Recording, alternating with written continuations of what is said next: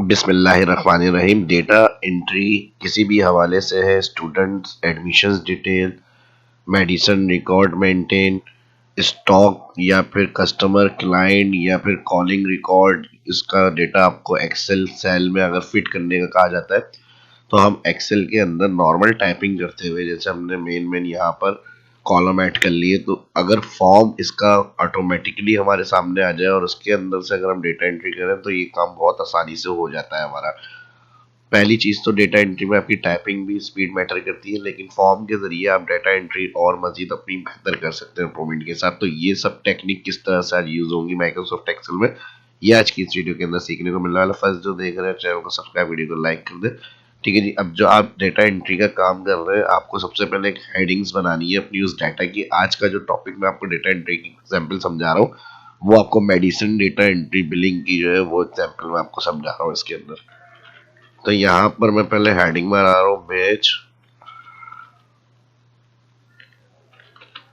Product manufacture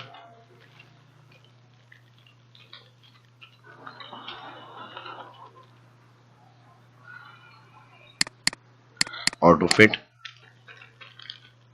purchase quantity MRP sale rate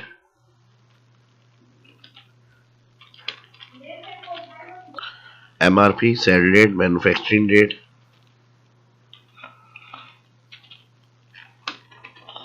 last expiry date. ठीक है जी, अब यहाँ पर अगर हमें इन सबको चेंज करना है, मैंने जल्दी जल्दी में टाइपिंग कर ली, मैं चारों हेडिंग्स तारी अपर कैपिटल में आ जाए तो अपर फॉर्मूला लगाएंगे, सेल के लिए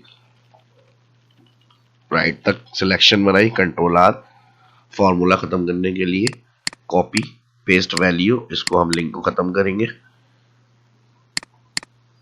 ऑल सिलेक्ट करेंगे यहाँ पे। ठीक है जी, अब अपनी मर्जी से जो कॉलम में जितनी बड़ी रखनी है आपको अपनी आप ऐड कर लें। ये फर्स्ट आपको अपनी डेटा एंट्री स्टार्ट करने से पहले हेडिंग्स वगैरह को सेट करना है, और फिर उसके बाद ऑल सेंटर बोल्ड।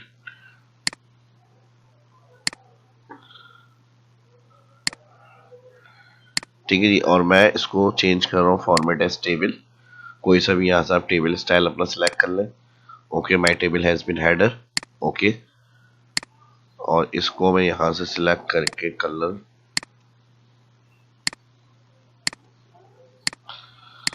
ठीक है जी, अब यहाँ से हमें अपना फर्स्ट एंट्री स्टार्ट करनी है, तो हम ऑल्टर, ठीक है जी, कीबोर्ड से हम ऑल्टर डी ओ, जैसे ही ऑल्टर डी ओ आप प्रेस करेंगे ये एक यूजर फॉर्म खुद ब खुद रेडी होकर आ जाएगा अकॉर्डिंग टू आपके हेडर्स, जो आपने हेडर्स अपने बनाए हुए। इसमें अब आपको कुछ भी ज़्यादा प्रॉब्लम नहीं क्रिएट होगी, सिर्फ आपको क्या करना है, यहाँ पर आप अपनी डेटा एंट्री करें, अगर कैपिटल में करनी है तो कैपिटल ऑन कर लें, कैप्स, टैब यूज करेंगे नेक्स्ट सेल में जाने के लिए, टैब से आप नेक्स्ट सेल के ऊपर आए।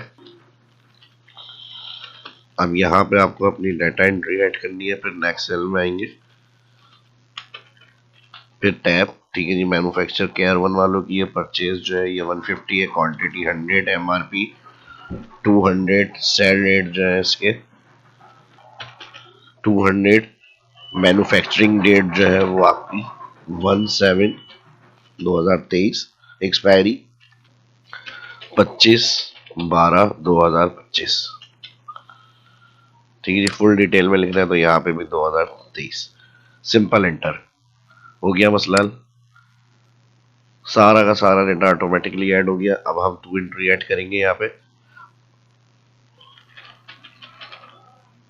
और इसमें आप मॉडिफाई, एडिट, डिलीट वगैरह जो भी आप चाह रहे हैं वो अपना काम इसमें कर सकते हैं।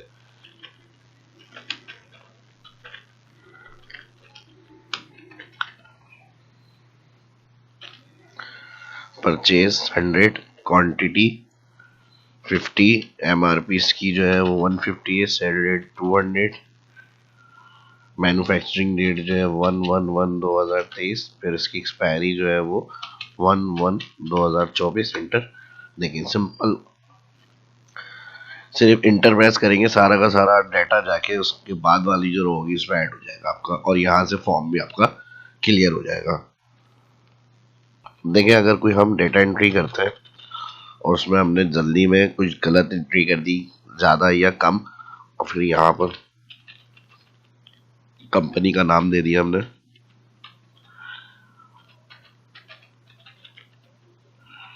Purchase 200, 100 MFRP, 250 cell rate 300, 25/5/2023, 26/6/2025, inter.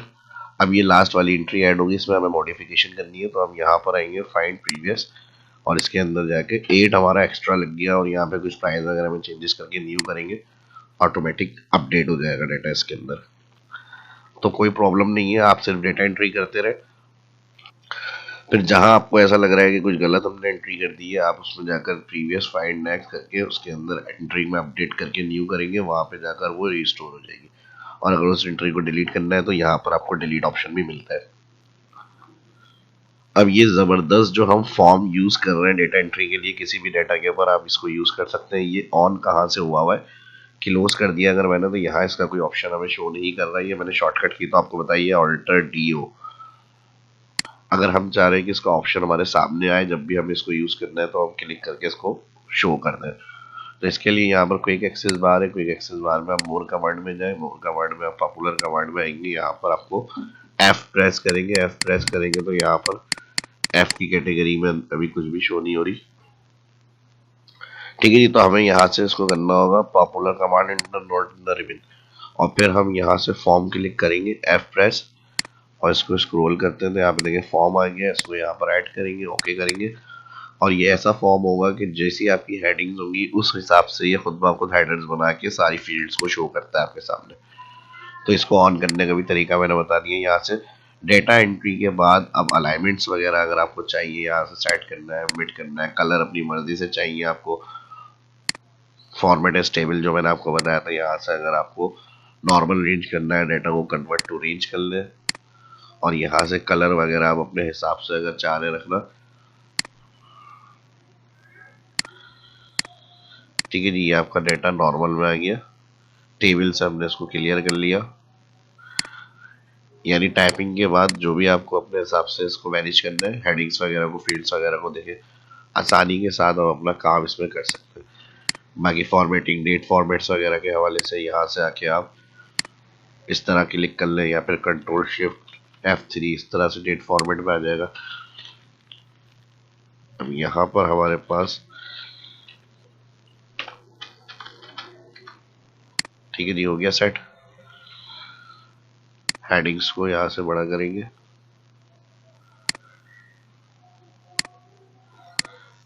और टेबल के अलावा भी अगर हम इसको फॉर्म को यूज करें नॉर्मल शीट के ऊपर ऑल्टर डी हो, तो हमारे पास वही फील्ड्स के साथ सारी चीजें ऐड होकर आ रही होती है। तो हमारे इसकी जरूरत नहीं है कि हमें टेबल फील्ड्स को रखना है, एक फॉर्मेट के तौर पे मैंने उसको यूज किया है। ठीक है जी, और फिर बाद में भी अगर आपको अपने हिसाब से जो भी डेटा में एडिशन चेंजेस वगैरह करनी है कर सकता है। जैसे यहाँ पे 180, और ये इसके परचेज रेट है, F2 एडिट,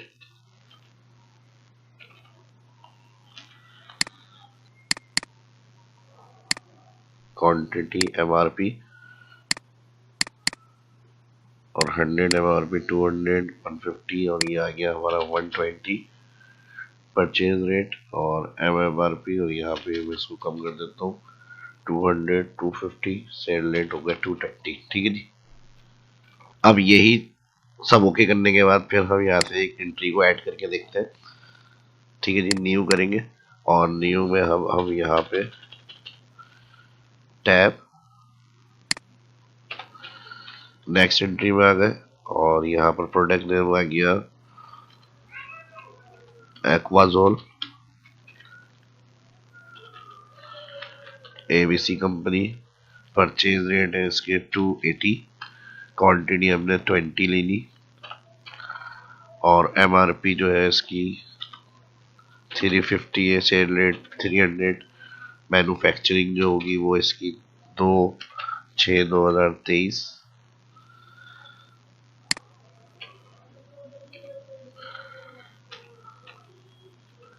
अच्छा यहाँ पे सेल रेट आ गया 300, और यहाँ पर आ गया 2/6/2023 और 2/6/2025 इंटर। अब देखें ऑटोमेटिक बॉर्डर ऐड हो रहा है, नई एंट्रीज के बाद से जहाँ से डेटा एंट्री शुरू होगी उसमें जाके ऐड हो गया, और सारे बॉर्डर्स के ऑप्शन भी ऑटोमेटिक फॉर्मेट के साथ अप्लाई हो रहे हैं सिंपल डेटा शीट के ऊपर भी। तो सिर्फ data entry, record maintain, medical का, मेडिसिन मैन्युफैक्चरिंग का, एक्सपायरी का, वो आप डेटा एंट्री से कैसे करेंगे यूजर फॉर्म के थ्रू, वो मैंने एक्सप्लेन कर दिया। बाद में फॉर्मेट वगैरह अपने हिसाब से जैसे आपको एनालाइज करना है डेटा को, ऑप्शंस वगैरह ऐड करने हैं उसके अंदर डेटा एंट्री। फॉर्म के अलावा जब आप नॉर्मल शीट में एंट्री कर रहे हैं या फॉर्म की तरह भी एंट्री कर रहे हैं तो उसमें भी आप अपनी चीज़ों को, इन सबको एडजस्ट वगैरह कर सकते हैं डेटा के ऊपर। तो ये आज की इस वीडियो के अंदर, तो उम्मीद करता हूँ वीडियो पसंद आई होगी। लाइक करें, शेयर करें। इसी तरह मिलते हैं किसी और भी नई वीडियो में किसी नए और अच्छे टॉपिक के साथ। इस वीडियो में इतना ही। अल्लाह हाफिज।